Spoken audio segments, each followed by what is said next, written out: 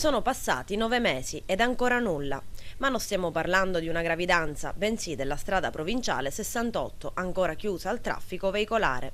Era il pomeriggio del 7 gennaio scorso, quando una frana ha di fatto tagliato in due la strada Porto Empedocle Realmonte, nota a tutti come la strada per la Scala dei Turchi. L'obiettivo era quello di riaprirla prima dell'arrivo della stagione estiva, ma dal crollo sono passati, come detto, 9 lunghi mesi, che si sono lasciati alle spalle la stagione estiva. Ed ad oggi è stato aperto solo un piccolo passaggio pedonale a misura d'uomo. Dal canto suo il sindaco di Realmonte Piero Puccio spiega che i lavori sono giunti quasi al termine.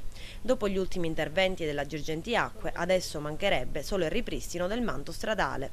Si spera dunque che nel giro di poco tempo si possa mettere la parola fine ad una situazione che ha sicuramente danneggiato i commercianti, i turisti ed anche gli abitué della Scala dei Turchi, che nonostante la stagione sia inoltrata e le condizioni del tempo non siano delle migliori, continuano a far registrare numerose presenze. Una strada interrotta che ha di fatto isolato Punta Grande dal Lido Rossello, costringendo i veicoli a notevoli deviazioni. Ricordiamo comunque che l'SP68 è di competenza della provincia e che per renderla di nuovo agibile e fruibile è stato costruito un muro di contenimento, dato che la strada insiste su una collina soggetta a frane.